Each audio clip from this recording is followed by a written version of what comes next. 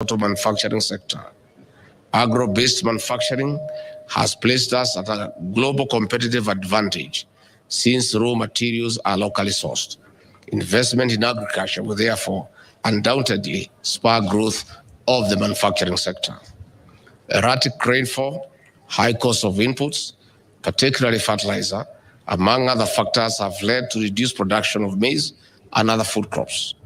The prevailing drought in the arid and semi-arid lands has worsened the food situation in those regions. However, moving forward, we project to produce much higher yields following the wide range of interventions that we have begun to put in place towards increasing our national productivity. Ladies and gentlemen, exhibitors, the livestock subsector plays a very important role, and its growth is expected to contribute towards food and nutrition security and the realization of Vision 2030. The population of the country's dairy cattle is estimated at 5.1 million heads. In the year 2020, milk production was estimated at 4.1 billion liters, valued at Kenya shillings 181.6 billion. At the current demand, the country is self-sufficient in milk production. The beef cattle population is estimated at 16.5 million. Although most beef is produced from rangelands, dairy cattle cows contribute substantially to the national supply. In 2020, the country produced 244,000 metric tons of beef, worth Kenya shillings 103.8 billion. Sheep and goats play a key role in pastoral households, food security, and income owing to their short generation intervals, high adaptability, and versatile feeding habits. The country has an estimated 36 million goats and 25.3 million sheep that produced 80.7 metric tons, 80,000 metric tons of chevron, worth Kenya shillings 36.6 billion, and 79,000 metric tons of mutton, worth another Kenya shillings 33.6 billion, respectively. Ladies and gentlemen, as a government, we are working round the clock to increase agricultural productivity that will eventually lead to increased supply and eventually lower food prices due to supply and demand market forces. There is therefore need to ensure that farm inputs are affordable to farmers. In particular, fertilizer has been flagged as an immediate intervention measure because of its immediate impact on agricultural productivity in both the medium and long term. It is against this background that one of our first pronouncements during the inauguration was to lower fertilizer prices from the current 6,500 to Kenya shillings 3,500 per 50 kg bag. To demonstrate this commitment, we have since rolled out the fertilizer subsidy program that has already made available. Have made available 1.4 million bags of DAP fertilizer to farmers in regions that are planting this short rain season. Modalities to ensure availability of fertilizer for planting in the 2023 long rain season are in place. The net effect of these interventions is an overall increase in the agricultural output across the critical subsectors, including maize, tea, coffee, rice, wheat, and horticultural crops, among others. Ladies and gentlemen, as you are aware, climate change continues to be a challenge to food production systems in the country, as evidenced by frequent floods and drought. To respond to this and build production resilience, the government initiated and is supporting and promoting various adaptive programs. To cushion our farmers from adversities of climate change, the government has committed Kenya shillings 3 billion to implement the crop insurance program, whose objective is to manage risks in agriculture. To date, the project has covered 1.3 million farmers in 37 counties, targeting maize, Irish potato, and green grams value chains. Further, the government will with the support from the World Bank, is implementing the Climate Smart Agricultural Project in 24 counties over a 5-year period with the objective of increasing agricultural productivity and building resilience to climate change risk in the targeted smallholder farming and pastoral communities in Kenya, and in the event of an eligible crisis or emergency, to provide immediate and effective response. A total of Kenya shillings 27.9 billion is available for this program. Besides supporting community-led projects and mitigating against natural calamity-induced losses, the project also focuses on upscaling climate-smart agricultural practices and puts emphasis on interventions that promote and facilitate adoption of increased productivity, enhanced resilience, and support development of agro-weather forecasting and market information system and their dissemination tools. Ladies and gentlemen, I want to conclude by reiterating the government's commitment to the agricultural sectors as follows. Firstly, provide adequate and affordable working capital to farmers for increased productivity. Secondly, comprehensively manage agricultural-related risks to cushion farmers from uncertainty. Further, assist 2 million food-deficient farmers to become surplus producers through availing affordable finance for inputs and agricultural extension services to increase productivity of key food value chains, maize, dairy, and beef carcass. Additionally, reduce food imports by 30%. Also, revamp underperforming and collapsed export crops, including rice, sugarcane, coffee, cashew nuts, pyrethrum, avocado, macadamia nuts, and fifthly, value addition to tea through blending and breeding. Finally, ladies and gentlemen, I once again commend the Agricultural Society of Kenya, the Ministry of Agriculture, Livestock, Fisheries and Cooperatives, the Governor and the County Government of Nairobi, exhibitors and all other stakeholders who contributed towards making this trade fair success. It is now my pleasure to declare the 2022 ASK Nairobi International Trade Fair officially open. God bless you and God bless Kenya.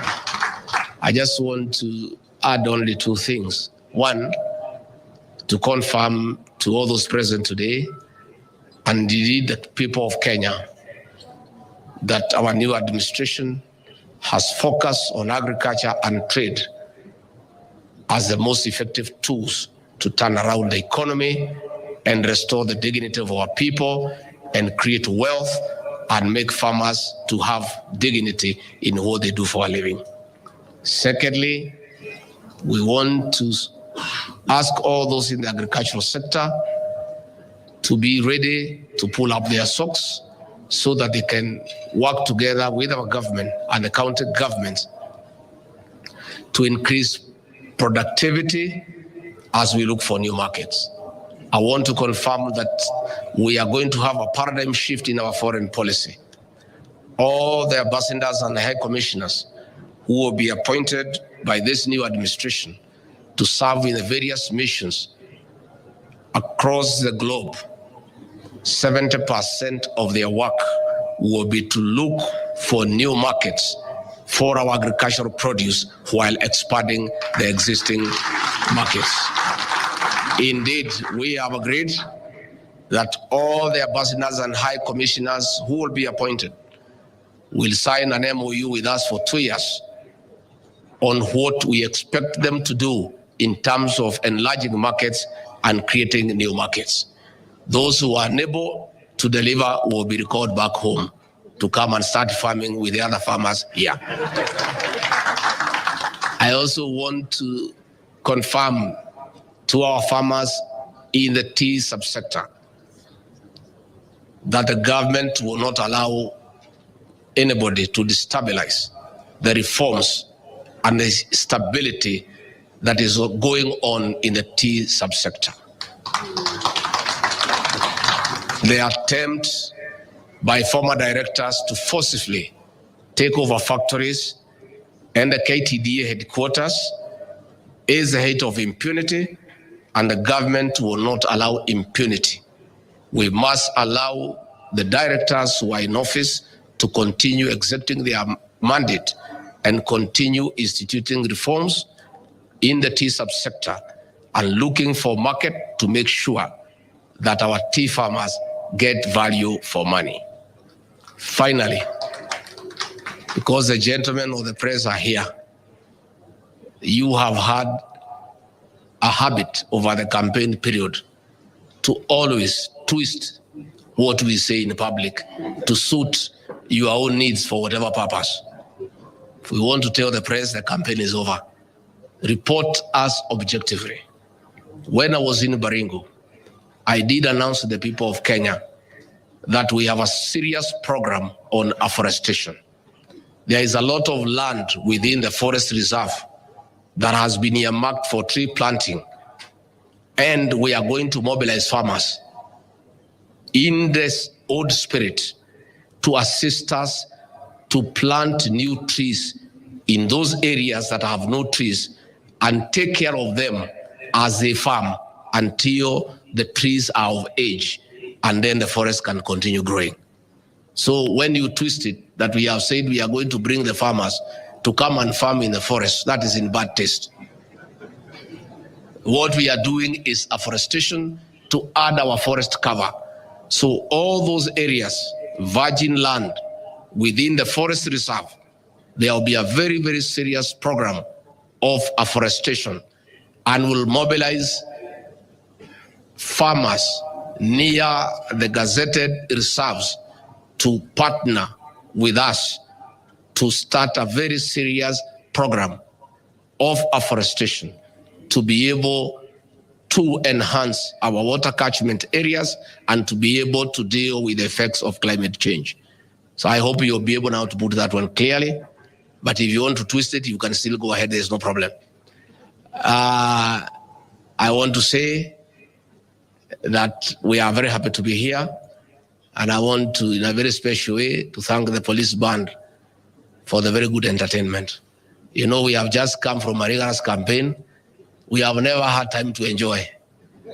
So for the few minutes we were listening to Lingala music and all that, we are very excited. And you know, even after the serious campaign, we have come and found an economy that is limping. And we have a lot of work to do. So any one time we get an opportunity to while away and enjoy our rich music, we are also very grateful. So with those very many remarks, I want to say asanteni sana na Mungu awabariki. Thank you very much.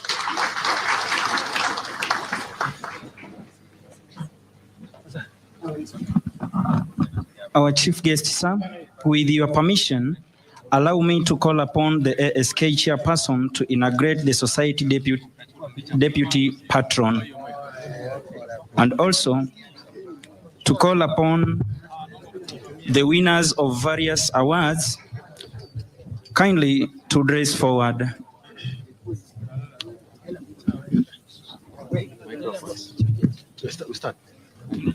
Your Excellency. Your Excellency. Your Excellency. In line with Article 16 of the Agricultural Society of Kenya Constitution, I now wish to inaugurate you as the Society's Deputy Patron. Your Excellency, please do.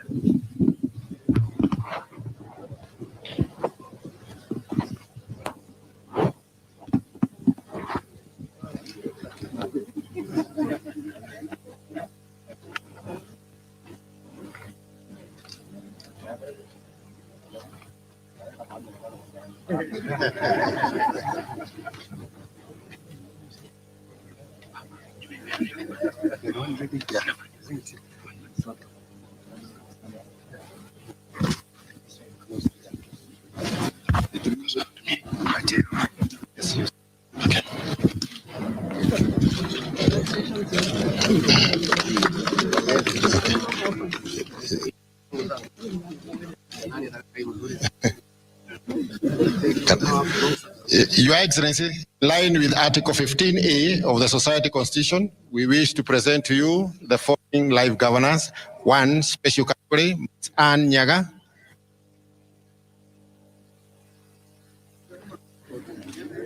Lieutenant General Mohammed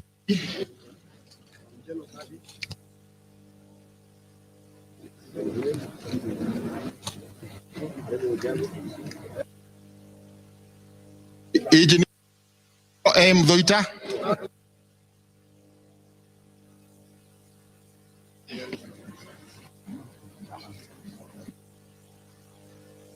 Engineer Michael M. Doita.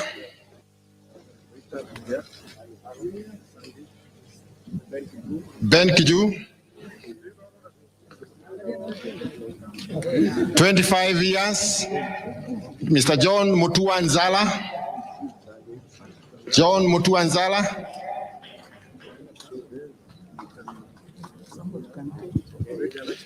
Margaret Wageshi Masharia.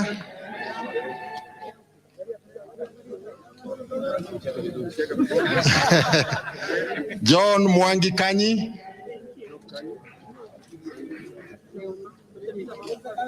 Mr. Levi Mkheso. Ms. Naima Amil. Mr. John Mutua Nzala.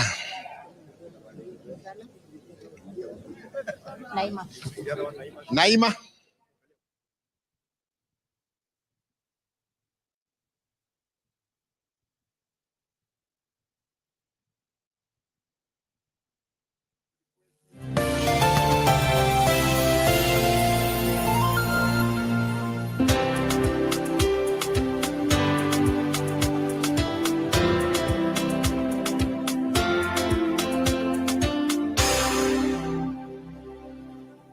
Are you a holder of unclaimed financial assets? Take advantage of the Finance Act 2022 moratorium on penalties and interests. Surrender any unclaimed financial assets in your possession today. Unclaimed Financial Assets Authority. Receive, safeguard, reunite. What if that girl is really Adrian's daughter? Adrian and Triana's. What if my darling brother is sending her to keep me company? And she really hates the Murats just as much as I do. Jaime, why don't you find out what's going on? Look, what if this happens again when you're on your own or you're driving? It could be dangerous. But the truth is, I'm starting to have feelings for Angelica. I can't manipulate Angelica, and I need to have your father with a woman that I can totally manipulate. Why is that? You'll find out very soon. But she's not coming alone.